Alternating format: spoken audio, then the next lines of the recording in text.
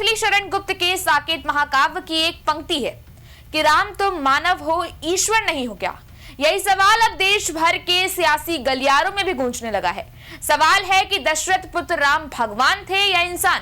देश के सियासतदानों ने एक बार फिर से समाज में राम के नाम पर एक नई बहस छेड़ दी है और इसकी शुरुआत की है उत्तर प्रदेश के चंदौली से समाजवादी सांसद वीरेंद्र सिंह ने।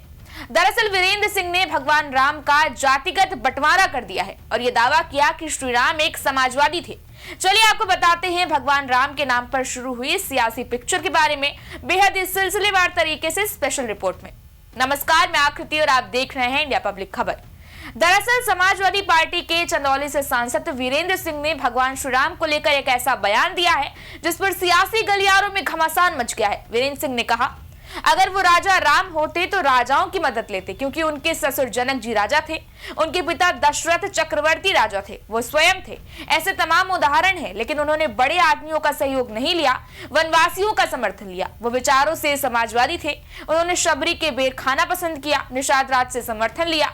जो ऐसे लोगों को मित्र बनाता है वो समाजवादी नहीं है तो क्या है। भारतीय जनता पार्टी तो राजा राम की समर्थक है। जब वो वनवास से वापस आए तो राजा के रूप में विराजमान हुए। उनसे बीजेपी जैसे ही लोगों ने गलती करवाई। बीजेपी जैसे लोगों ने ही माता सीता की चुगली की और उन्हें घर से निकलवाया। लेकिन हम लोग उस राजा राम के समर्थक हैं जो वनवासी थे और समाजवादी के समर्थक थे। अब देखिए, भगवान राम की ये बिल्कुल ही एक नई व्याख्या आज आपको सुनने को मिल रही है।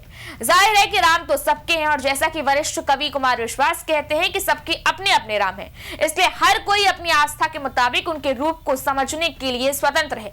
लेकिन गौर करने वाली बात यह है कि आस्था अक्सर समय देखकर अपना रुख क्यों बदल लेती है। मतलब चुनाव पास हो तो राम है जरूरी और जब चुनाव ना हो तो राम से दूरी।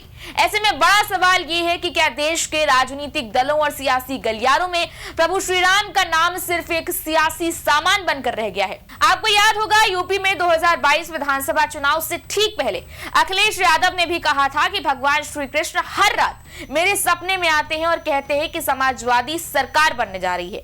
ऐसे में अब जब उनके ही सांसद वीरेंद्र सिंह श्री राम को लेकर एक ऐसा ही दावा कर रहे हैं तो क्या इसका मतलब यह है कि जब चुनाव पास हो तभी श्री राम में आस हो। क्या यही वजह है कि बीजेपी बार बार इस बात पर जोर दे रही है कि भगवान राम का बंटवारा करना समाजवादी पार्टी का मानसिक दिवालियापन है। बहरहाल भारतीय लोकतंत्र में भगवान राम की व्याख्या अपनी अपनी आस्था के अनुसार भगवान राम और राजा राम दोनों के ही तौर पर करने के लिए हर कोई आज स्वतंत्र है।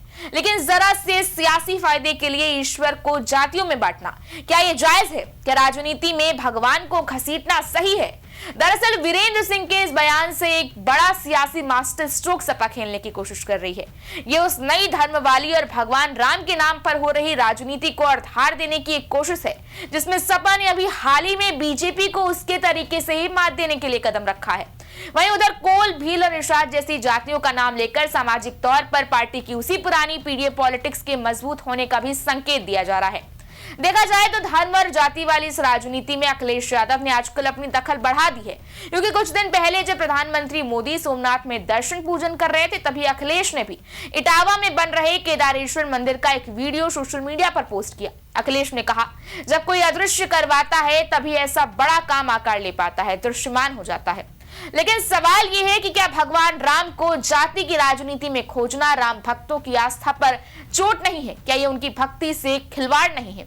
क्योंकि अगर वनवास के दौरान श्री राम माता शबरी और निषाद राज के साथ रहे तो उसके साथ ही उन्होंने महर्षि शरभंग, महर्षि भारद्वाज जैसे कई ऋषियों के साथ रहे, तो ऐसे तो फिर कई लोग उन्हें ब्राह्मणवादी ठहरा देंगे। अब देखिए, भगवान राम पर हो रही ये सियासत सिर्फ एक राजनीतिक मुद्दा नहीं है, बल्कि हर उस भारतीय की आस्था का सवाल है जो श्री राम में विश्वास रखता है।